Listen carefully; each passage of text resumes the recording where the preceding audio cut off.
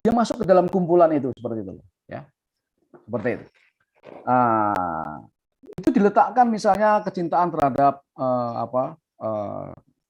budaya lokal, ya, penghargaan terhadap budaya lokal, ya, sebuah merek yang peduli ya dengan budaya, ya positif semua, intinya positif, harus positif, nggak boleh negatif, ya seperti itu, ya. Jadi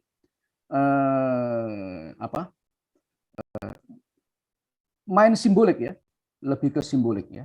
Jadi sebentar saya teruskan dulu ya, lebih ke simboliknya. Jadi yang digarap itu yang di sini. Bagaimana dipikirkan oleh image-nya ya, jadi image-nya. Jadi yang ada di kepalanya ini yang dibangun oleh merek itu, ya. Itu merek. Makanya tidak bicara logo di sini, ya. Logo itu sebagai kendaraan untuk mengantarkan merek, ya. Ya, bagaimana bentuknya ya. Tadi misalnya peduli ya, bebas maskulin tadi di kepala orang ini. Ya, di kepala orang itu ya. Nah, pembentukan merek yang konsisten itu menunjukkan kepribadian atau apa tadi namanya? Identity ya. Personality ya. Personality ya, personality. Jadi personality seseorang, personality itu mirip manusia. Ya, makanya ya itu kan rokok kan nggak ada rokoknya kan. Gambarnya manusia semua. Yang Marlboro juga sama. Untuk sebatang rokok saja nggak bisa diapa-apain dia. Dia harus dilekatkan di situ, kepribadian ditempelkan di situ. Caranya ya memperagakan talent manusia. Ya, misalnya tadi Wardah disebut Wardah. Wardah itu iklannya, Wardah itu kosmetik berarti untuk siapa tuh kalau gender? Untuk perempuan. Perempuan. Ya, sudah, kita sudah nemu tuh gendernya. Jadi secara gender dia pasti perempuan. Terus apa lagi kira-kira? Wardah. Yang kosmetik halal, Pak. Ya halal. Berarti kalau halal itu untuk kelompok sosial apa itu? Secara religius. Muslim, Pak. Muslimah. Nah, maka kira-kira talentnya itu, bintangnya memperagakan kira-kira gimana pakaiannya? Pakaiannya sopan, berkerudung. Ya, berkerudung. Iya, itulah ya. Nah, jadi semuanya itulah personality-nya, ya. Jadi personality-nya di situ. Ya tidak akan dia pakai umpamanya Nikita Mirzani ya, nggak mungkin ya. Maaf yang pusernya kelihatan nggak ada, ya, nggak ada. Pasti sopan, orang yang karakternya baik, yang lebih baik dia pakai talent yang bisa jadi kurang terkenal. Karena kalau terkenal itu sering disorot media, ngapain aja dia akan kelihatan gitu. Ibaratnya dia jatuhkan gelas saja, persepsi publik itu udah nggak karu-karuan gitu, udah buruk gitu. Nah itu akan mempengaruhi brand. Makanya seringkali itu jawabannya mengapa ada banyak brand yang menggunakan yang kurang terkenal, ya, karena dia kurang disorot media seperti itu ya. Sehingga kalau dia kasih hijab, dia kerudung, dia akan selalu kelihatan bagus terus gitu, ya, gitu ya. Jadi, nah itulah bisa dipahami ya. Jadi oleh karena itu dikatakan bahwa brand itu ditetapkan sebelumnya, ya, dirumuskan sebelumnya. Setelah itu baru diletakkan karakternya. Karakternya harus begini. Sanders itu orangnya tentara dulu ya. Dia menemukan resep itu seperti itu. Ada sejarah, ada pengabdian, ada dedikasi, ya. Ada apa namanya semangat pantang menyerah di situ ya. Itu melekat semua sama KFC. Wardah itu adalah kosmetik untuk perempuan muslimah, ya.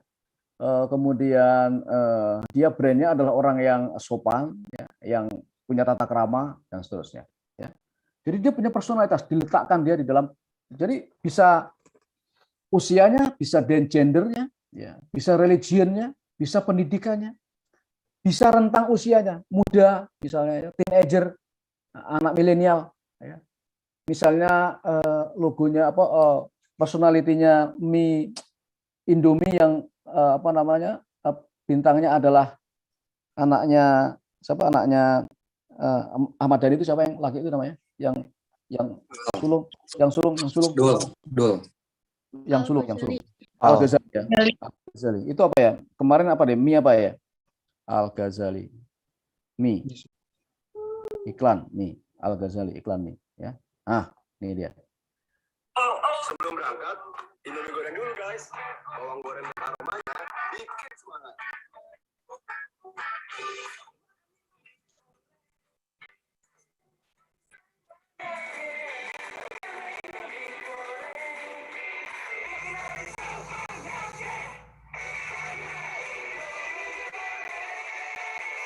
Kalau udah nyebat Indomie goreng, apapun jadi semangat. Kira-kira kalau seperti ini, Indomie goreng ini ingin dikenal sebagai apa? Sebagai mie apa dia? Dari sisi kelas sosial, siapa yang dibidik ini? Remaja yang mempunyai banyak aktivitas. Nah, remaja yang punya banyak aktivitas, yang bersemangat, ya termasuk anak kos kira-kira kan gitu ya, yang cepat bisa makan, ya. Jadi kalau makan itu rasanya bisa semangat, ya. Semangat itu ya banyak dimiliki anak muda, ya. Orang tua semangatnya kurang, ya seperti itu ya. Nah, mengapa membidik itu banyak pertimbangannya? Mungkin karena harganya murah sehingga mereka bisa beli, anak kos juga bisa beli, ya. Praktis karena banyak aktivitas, nggak sempet, ya masak-masak nggak sempet, ya. Ketemu air panas masukin langsung dimakan. Kalau nggak salah dia pakai gelas tadi itu ya, pakai cup ya. Oh nggak pakai cup, dia nggak pakai cup, ya. Dan seterusnya. Itulah personality dari branding itu, ya. Dari brand ya. Nah brand itu personality brand itu bisa macam-macam cara supaya dapat itu. Yang pertama kan disebut self expression ini kalau kalian ngumpul-ngumpul ya sama orang yang berkelas tinggi, nah brandnya bisa naik tuh, ya brandnya bisa naik. Kemudian kalau kita memilih brand yang tadi misalnya pakai iPhone, nah di antara pertemanan di antara mereka yang pakai handphone kita akan lebih keren seperti itu ya. Itu expression. Kalau hubungan berbeda ini komunitas ini. Ya, kalau kita ngumpul dengan selebritas kita akan kelihatan punya brand yang kuat ya, yang bagus, yang keren gitu ya. Nah, kalau yang kanan ini lebih ke hubungan-hubungan sifatnya rasional tadi. Jadi ada yang tadi disebutkan misalnya bukan dengan jabatan ini ya, tapi kalau tadi disebutkan misalnya ada rasional. Ya, rasional ini bukan yang non rasional, tapi juga bukan yang emosional ya. Ini lebih ke yang sifatnya fungsional. Jadi umpamanya begini, umpamanya kalau saya minum susu, saya nggak lihat, tapi saya lihat misalnya di situ ada vitamin D-nya nggak? Karena mungkin kita diperiksa oleh dokter kekurangan vitamin D, umpamanya, ya. Sehingga di antara semua susu itu, meskipun ada yang terkenal dan ada yang murah, ada yang tengah-tengah, tapi yang tengah-tengah ini yang punya vitamin D, ya. Maka yang dipilih yang vitamin D itu, karena sesuai dengan kebutuhan yang saya harapkan, gitu ya. Nah, kalau yang rasional ini nggak fungsional ya. Kalau rasional itu mungkin lebih rasionya banyak berkembang. Ya, jadi misalnya susu misalnya ada vitamin A, tapi ada vitamin B, vitamin A juga, omega 3 dan seterusnya. Saya milih yang banyak vitamin meskipun barang itu nggak terlalu saya butuhkan. Tapi rasio saya menyatakan yang banyak vitaminnya tadi, DHA, omega tadi itu jauh lebih memberikan manfaat tinggi buat saya. Ya, seperti itu ya. Jadi kalau emosional tadi misalnya Wardah tadi, saya kan sama-sama Muslim, saya beli aja yang ini. Misalnya. Dia nggak rasionya nggak jalan, fungsinya dia nggak terlalu diperdulikan, ya. Tapi emosionalnya yang jalan, ya. Pokoknya dia Muslim, saya belilah, karena kan sama-sama Muslim. Nah, jadi lebih ke keterikatan emosional, ya. Ada lagi umpamanya misalnya kita beli makanan ya, sama-sama makanan enak, tapi karena satunya lagi dari daerah kita, nah kita beli makanan itu tuh, ya. Ada 3 warung, mungkin harganya sama-sama murah, sama-sama enak. Tapi misalnya ada yang dari Padang nih, ada yang dari Padang. Maka yang dibeli warung Padang. Misalnya, karena kedekatan daerah. Dan seterusnya ya. Dan seterusnya. Seperti itu ya. Ada pertanyaan?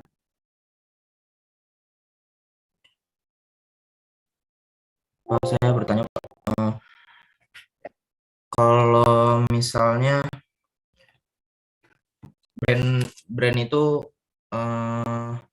memilih artis atau brand ambassador-nya untuk mengiklankan produk dia, apa brand itu bertanggung jawab penuh atas pemilihannya? Kayak semisal nanti ada si brand ambassador-nya ini, si artis ini ada masalah gitu Pak. Maksudnya Apa bertanggung jawab di bertanggung mana? jawab? Kayak misal dia membuat suatu kesalahan dan harus kayak misal di penjara atau digimanain atau kayak gitu, apa brand bertanggung jawab penuh Pak? Enggak, loh, kalau perusahaan itu masalah pribadi ya pribadi aja, Pak. Ya, kalau dia misalnya ada tindakan kriminal ya dia bertanggung jawab sendiri. Yang jelas pemilik brand akan dirugikan, ya, karena tindakan negatifnya dia mempengaruhi ke brand, ya, begitu. Makanya sering ada dihentikan, ya, kontraknya ya di tengah jalan karena merugikan, ya diganti yang lain. Misalnya tadi bintang untuk Wardah yang harusnya moralis ya, orangnya solehah gitu ya, pakai kerudung dan sebagainya, tiba-tiba besok ditemukan umpamanya mengidap mengkonsumsi narkoba umpamanya. Nah itu tentu buruk buat pemilik brand. Jadi biasanya bisa diganti, bisa di kontraknya ada biasanya kayak gitu. Kalau Anda melakukan ini maka otomatis berhenti dan sebagainya gitu. Ya. Kalau bertanggung jawab ya enggak, itu urusan pribadinya dia. Ya. Gitu ya. Ya, ada pertanyaan lain? Terima kasih Pak. Bertanya Bapak. Kamu Terkait sama pertanyaan yang tadi, lalu bagaimana Pak jika suatu brand, tapi brand ini yang terkena masalah, lalu bagaimana dengan si artisnya tersebut Pak? Kayak misalkan suatu brand kosmetik, ternyata di dalam brand tersebut terkandung kayak bahan-bahan kimia gitu yang merusak kulit. Lalu bagaimana nih Pak sama si brand ambasadornya itu, gitu Pak? Ya brandnya itu bisa saja mengklarifikasi ya bahwa dia akan dilibatkan bukan untuk menguji apa namanya, itu nanti tinggal ke masalah komunikasinya aja, komunikasi ke publik aja yang harus pandai-pandai dimainkan sama dia ya. Jadi dia bisa sewa PR, bisa mengkomunikasikan kepada publik bahwa dia sebagai brand kan tidak sampai meneliti terlalu jauh ya proses produksi dari brand itu, gitu aja. Tugasnya dia adalah di aspek pemasaran ya, memasarkan bagaimana produk ini bisa diterima oleh masyarakat gitu aja. Itu nanti masalah komunikasi yang bisa diperbuat itu. Ya, ada yang lain. Pak ingin bertanya perihal tentang yang tadi Bapak jelasin tentang logo iPhone. Kenapa ada orang, misalnya contoh teman saya, ketika dia punya uang 7 juta gitu, dia mau beli produk iPhone misalnya yang harganya 7 juta. Padahal ada jelas-jelas selain produk iPhone misalnya Xiaomi yang di bawah 7 juta tapi kualitasnya lebih bagus gitu, secara dari layarnya lebih bagus, produknya lebih, intinya produknya lebih unggul daripada iPhone yang harganya 7 juta ini. Tapi kenapa orang kebanyakan lebih memilih produk iPhone yang jelas-jelas kualitasnya itu di bawah harga yang 7 juta untuk Xiaomi gitu? Mengapa demikian gitu? Ya, karena salah satunya bisa dijelaskan di sini ya, di brand equity ini ya. Brand equity ini. Ya, brand equity ini terkait dengan persepsi tadi itu ya. Ada kepercayaan ya, kesadaran, kesetiaan, loyalitas ya terhadap merek. Ya, jadi dia nggak terganggu tuh. Dia loyal dengan merek itu ya. Meskipun ada banyak pasta gigi tetap pakai Pepsodent umpamanya ya. Atau pakai merek tertentu yang lain. Itu tadi bentuk dari pengalaman ya. Misalnya ada warung umurnya sudah 70 tahun warung itu ya. Sejak kakek nenek saya sudah di situ. Jadi sebelah-sebelahnya ada banyak warung yang nggak kalah keren sebenarnya. Harganya mungkin lebih murah, ya. Makanannya mungkin sama, ya. Mungkin di situ ada soto, mungkin di situ ada, mungkin ada apa ya? Mungkin ada kopi, ya, kopi tertentu ya. Tapi tetap memilih di situ. Nah itu disebut sebagai ada brand loyalty ya. Brand itu mampu membentuk kesetiaan kepada konsumennya gitu. Ya, mungkin karena pengalamannya, mungkin karena track recordnya ya, kepercayaannya terhadap kualitas. Jadi dia tahu bahwa merek tertentu, katakanlah iPhone, itu dari sisi kualitas 100% lah kira-kira seperti itu ya. Udah nggak perlu diragukan lagi. Kalau Xiaomi dan sebagainya, menurut si konsumen ini mungkin dia nggak terlalu percaya kualitas, meskipun dia tahu itu bagus ya. Di dalam speknya, spesifikasinya dia bisa baca. Ya mungkin layarnya lebih modern ya, segala macam. Tapi kalau dibandingkan dengan sekarang kan ada model versus itu kan, kalau kita mau beli handphone tuh apa versus apa, dia udah ke situ reviewnya itu ya. Tapi tetap milih iPhone ya, karena mungkin itu tadi sudah ada loyalty dia. Ya, sudah terbentuk loyalty. Itu brand equity-nya lebih tinggi di sini ya. iPhone brand equity-nya lebih tinggi ya. Xiaomi brand equity-nya bagi orang tadi lebih rendah. Tapi bagi orang lain bisa berbeda ya. Nah, itulah yang disebut pengalaman. Seseorang punya pengalaman yang berbeda dengan mungkin dia sudah coba Xiaomi sejak awal di Indonesia dan dia mengamati terus itu. Dia browsing terus, dia mencari informasi dan dia terus pakai Xiaomi terus ya. Sehingga bukan masalah kantong sebenarnya. Dia kantongnya untuk beli Xiaomi dia bisa sebenarnya. Untuk beli iPhone dia mampu. Tapi dia beli Xiaomi karena Xiaomi itu menurut dia ya, itu dalam pengalaman dia sebagai konsumen, dia lebih puas, dia lebih percaya ya. Jadi bagi dia ya Xiaomi, sehingga membentuk loyalitas tadi. Nah, itulah yang terjadi di hampir semua merek ya, misalnya seperti itu ya. Nah, ada lagi selain brand equity, ada lagi brand value ya. Kalau equity tadi itu lebih intangible, lebih abstrak ya. Jadi kalau kepercayaan, kesadaran, persepsi itu kan abstrak, nggak bisa dipegang. Yang tadi saya sebutkan di atas ya. Tapi kalau value itu lebih tangible, lebih bisa lebih berwujud ya. Ini lebih ke urusan uang ya. Makanya tadi kalau dalam konteks iPhone itu harganya 7 juta. Ada Xiaomi yang kira-kira speknya hampir sama atau mungkin lebih tinggi sedikit daripada iPhone, tapi harganya mungkin katakanlah 4,5 juta gitu. Ya. Hanya beda tipis saja. Tapi solusinya banyak. Bagi seorang konsumen yang rasional tadi, kan ada yang rasional tadi kan. Dia akan memilih yang iPhone ya. iPhone. Karena apa? Karena memberikan teknologinya lebih tinggi, memberikan ini yang lebih tinggi ya. Kameranya lebih bagus, ini lebih bagus, ini bagus ya. Ya. Nah, jadi dia mau bayar lebih ya. Mau dia bayar lebih itu ya. Nah, itulah yang disebut sebagai brand value. Ya. Sehingga nanti kalau dijual dia seluruhan, bahkan seluruh merek Apple ini pada akhirnya itu lebih tinggi harganya daripada kalau kita mendijual mereknya dia daripada Xiaomi misalnya ya. Jadi kalau ke brand value ini lebih ke hitung-hitungan finansialnya ya. Seiring dengan kemampuan memilih dari konsumen ya. Jadi konsumen itu seberapa ingat, seberapa tinggi preferensi itu kecenderungan memilih. Kalau Anda diminta untuk membeli handphone, kira-kira pilihannya apa? Apple, misalnya seperti itu. Berarti brand value-nya tinggi. Nah, itu masih dipersepsi. Nanti kalau orang betul-betul beli, maka diyakini orang akan lebih banyak mendatangkan keuntungan terhadap Apple daripada keuntungan terhadap Xiaomi atau merek lain, katakanlah Samsung ya, yang mungkin mereknya brandnya di bawah dari Apple ya. Seperti itu ya. Jadi itu beda antara brand value dan brand equity ya. Ada pertanyaan?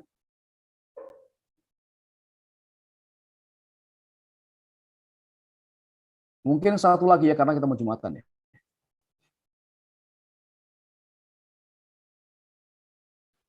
Saya terakhir Pak, boleh Ya. dikit aja. Berdasarkan pengamatan saya yang terkait periklanan dari brand-brand ataupun merek yang terkenal itu kayak seperti Coca-Cola, Nike, Apple, yang mana produk mereka itu tidak menggunakan secara langsung bilang bahwa wah ini produk kita ini mempunyai keunggulan dari spek atau udah lebih nyaman gitu, kan lebih emosional. Itu kenapa Pak bisa seperti itu? Maksudnya gimana? Maksudnya berbagai macam brand yang terkenal itu mereka tidak secara langsung mengungkapkan bahwa brand itu lebih bagus ataupun mempunyai keunggulan dari yang lainnya. Jadi lebih secara emosional, Pak. Jadi Ya, itu mengapa, Pak? ya Bisa karena seperti itu? karena yang dibentuk itu persepsi ya. Kalau itu klaim. Jadi klaim itu resistensinya lebih tinggi. Anda mengklaim misalnya, makanya ada yang disebut sebagai soft selling, ya. Itu pilihan-pilihan sih ya, pilihan-pilihan. Ada soft selling, ada waktunya hard selling. Hard selling itu, Pak beli ini Pak, kualitasnya bagus, harganya murah, segala macam ya, nyaman dan sebagainya. Ada yang hard selling, ada yang soft selling. Ya, yang Anda bilang tadi yang soft selling. Soft selling itu itu apa ya? Kalau komunikasi itu digeser titik sentuhnya itu di sisi konsumennya gitu, ya. Jadi dia lebih menggarap alam bawah sadarnya, ya. Kalau hard selling itu itu orang ada di depan Anda gitu, lalu dia menyampaikan bahwa produk saya ini paling bagus dan sebagainya. Itu biasanya resistensinya lebih tinggi. Resistensi itu keengganan orang untuk setuju dengan apa yang disampaikan, ya, seperti itu. Jadi dia sifatnya mengintervensi. Jadi yang kamu ikut aja, aku lah ini, seperti itu ya. Tapi kalau yang soft selling tadi itu lebih sifatnya influence, mempengaruhi, ya. Nah, membentuk persepsi publik. Nah, itu dianggap lebih awet, lebih awet dan lebih tinggi keterhubungannya nanti antara produk dengan pelanggannya, dengan konsumennya, ya. Seperti itu, dan lebih awet kalau udah. Tapi tentu harus harus konsisten ya, karena logo merek itu berhubungan dengan janji, ya, janjinya, ya.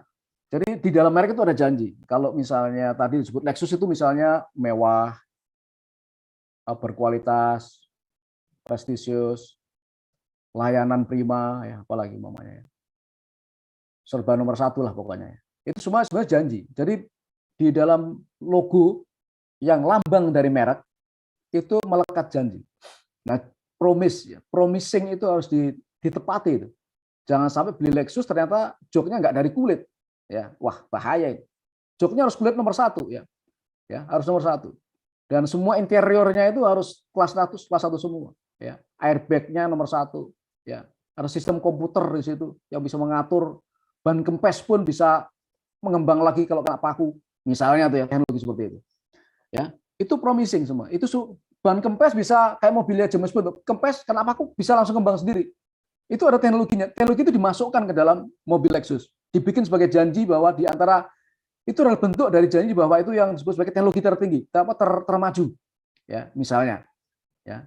Dari mulai dibikin Lexus itu sudah begitu, misalnya tuh ya.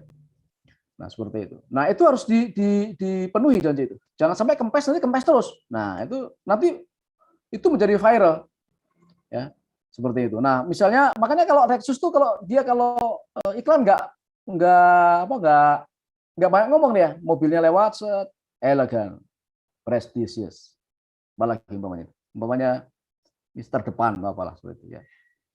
Saya izin bertanya. Nah, dan sebagainya. Satu lagi terakhir ya. Ya.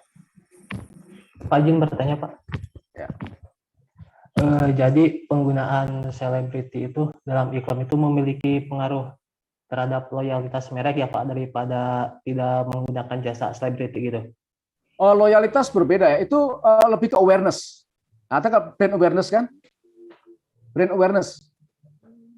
Dan menyamakan kualitas brand bintang iklan itu mewakili nilai dari perusahaannya, ya, mewakili nilai. Cocok nggak nilai? Kalau nggak cocok nggak bisa.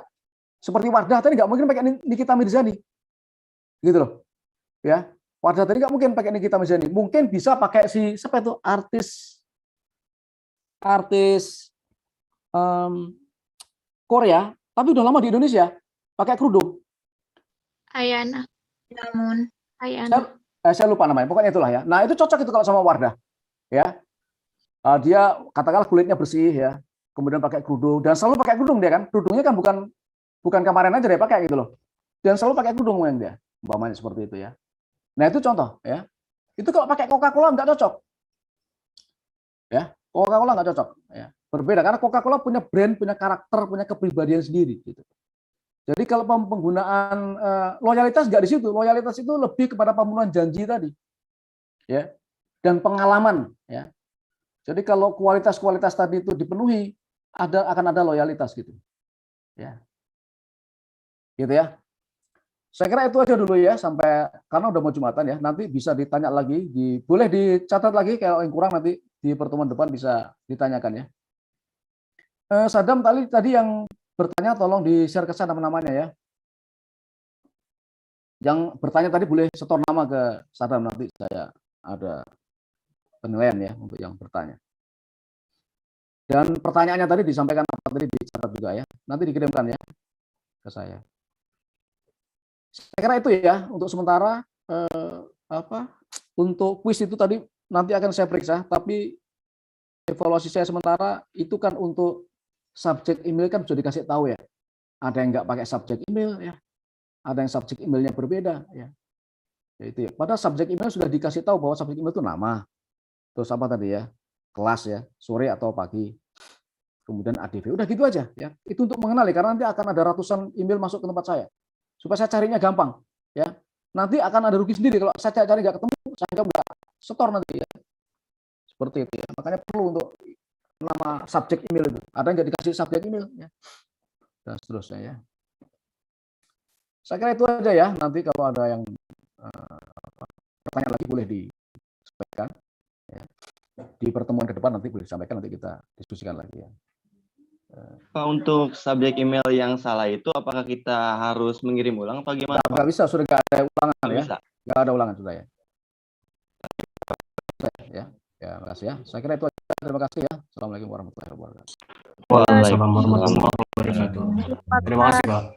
Terima kasih Pak. Terima kasih Pak. Ya, sama-sama.